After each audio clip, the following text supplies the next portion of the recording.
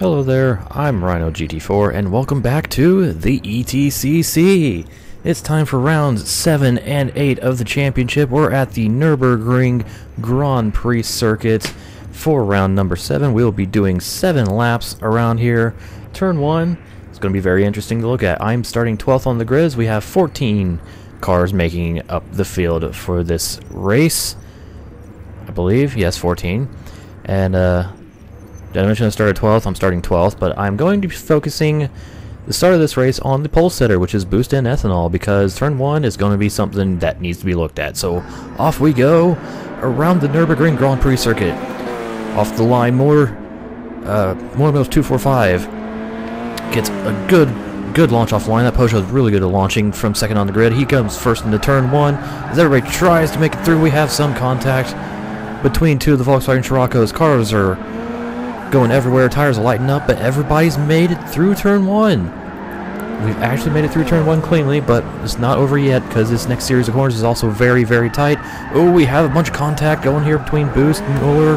It's shoved out wide and out of the lead as Prod EKR gets shoved into him by Boost and Ethanol.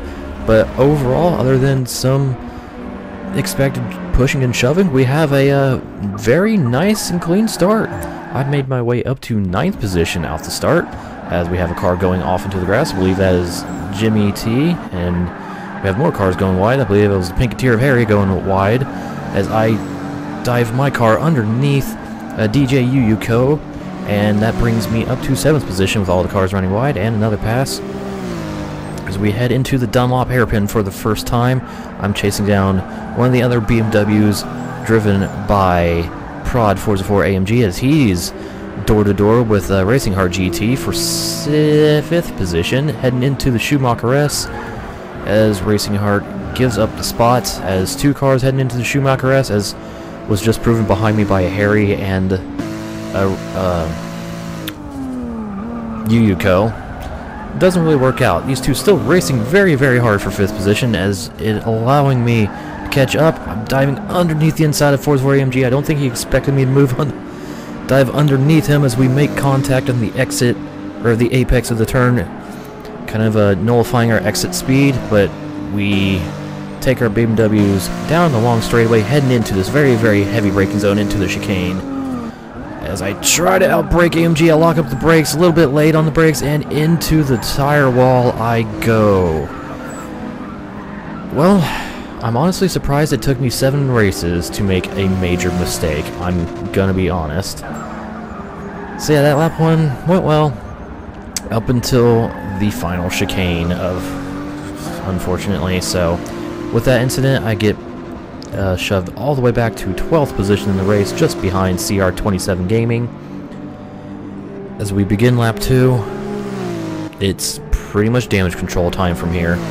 So let's see if I can make my way back up into the points at least. I would like to, get some kind of a good points finish, so let's see if I can do that. Also, you notice that my livery is slightly different for this weekend's racing. It is now a blue instead of red, just because this is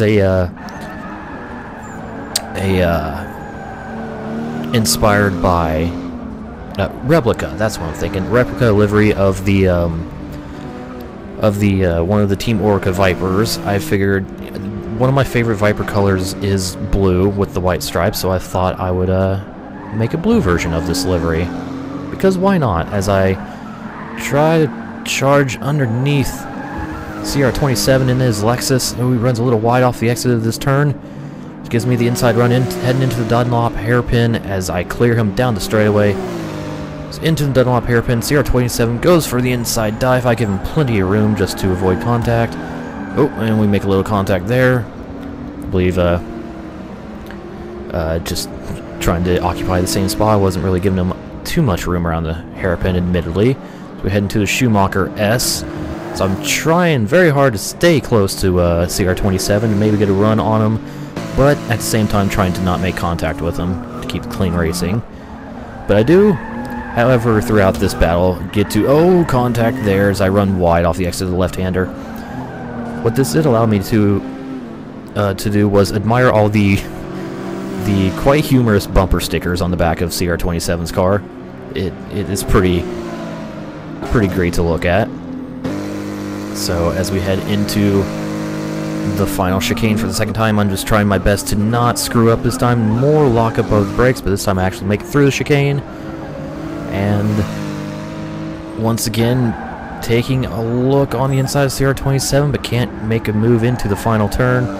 As we come around to complete lap number 2, I'm still in 12th position, unfortunately, so points are looking less and less likely as the race moves on. 5 laps to go here at the Nurburgring Grand Prix, but I'm staying stuck right to the back of CR27's car, trying to get as much of a toe down the front straight as I can, looking to the inside into turn 1, but braking early to avoid any calamity. CR27 runs a little wide to take a much tighter line, get a better exit, but he has the inside heading into turn 2 here. So we make a little contact as CR27 runs wide, chops off my nose, carrying a little too much speed into the turn.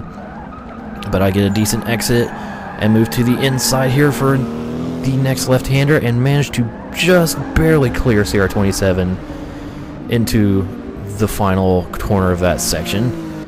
So took me a whole lap, but finally made it up to 11th position, 1 spot away from the points. So next car in my sights here is the 10th place car of the Pinketeer, driven by Harry K5 as CR27 runs into the gravel, trying to keep up with me off the exit of the right-hander as we head into the Dunlop hairpin. I'm actually going to move up in the running order a little bit because we have a huge battle pack up here for the bottom of the points. We have pretty much everybody just in a huge wad here. Looking at Prod Forza 4 AMG here running in 7th position as they head into this left-right section.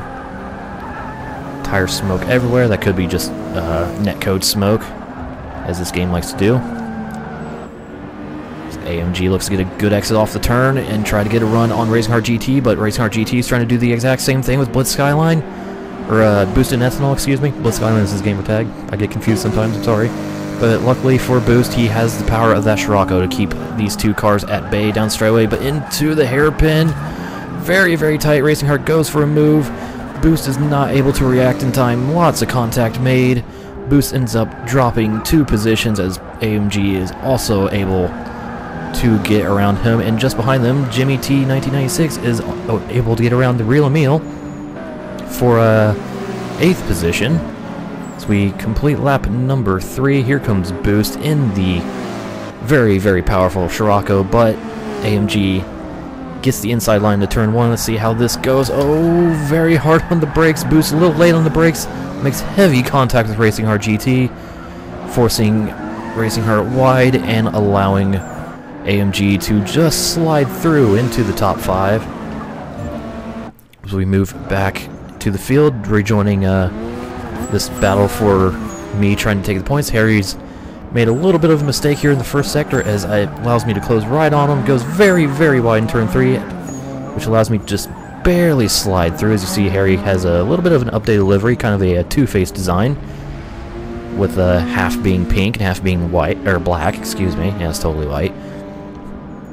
There's some limitations, unfortunately, to like the livery editor, so the entire left side couldn't be pink, unfortunately, but yeah, it's still pretty cool little two-faced design. It reminds me of I believe it was Derek Bell's Volvo in the old Speed World Challenge. It had was like blue and gray, but one half was gray with blue accents and the other half was blue with gray accents. It's a really cool livery. But that puts me up to 10th place, so as I begin the my run to try to catch up to this huge pile of cars, let's rejoin the huge pile of cars, as we have a big battle going on here for 6th position between Boosted Ethanol and Muller Mills 245, as we have Jimmy T closing right on the back of Muller's car. Here as we head down the straightaway, Boost is able to use the power of the Scirocco to keep Muller at bay. Let's see what happens here in the chicane. As we come to complete lap number 4, Muller gets his braking points all kinds of wrong. Heavy impact into the back of Boost. Boost loses it over the curbs, and both cars run very, very wide.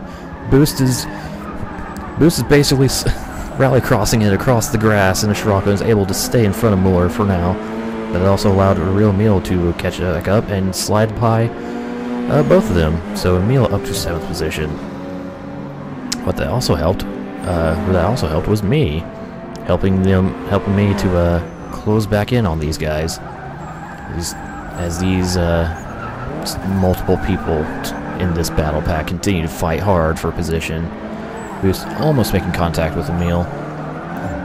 So we're going to go back to my point of view as I start to apply pressure to Muller here. The back of his Peugeot for 9th position. Trying to salvage as many points as I can after my horrible mistake. Making good dive on the inside here in turn 3. That seems to be my good overtaking spot is turn 3. Mostly because I'm kind of able to force my opponents to take the turn a little too hot, a little wide. It really helps me out as Emil and Boost race hard for 7th position right in front of me. I've got nowhere to go. Emil's forced a little wide to try to stick my car on the inside here on the exit of the right-hander heading into the Dunlop hairpin. Ooh, this is going to be tight. This is going to be very tight. Emil's just clearing me. Still sticking my nose on the inside just in case. Oh, and getting a good run out of the turn. Trying to get around Emil. Got my nose in front, but who's going to give here in Schumacher S? Ooh. We're still door to door, and I managed to just barely clear Emil. But Boost had some issues in the Schumacher S. Runs a little wide. I was not able to avoid him in time.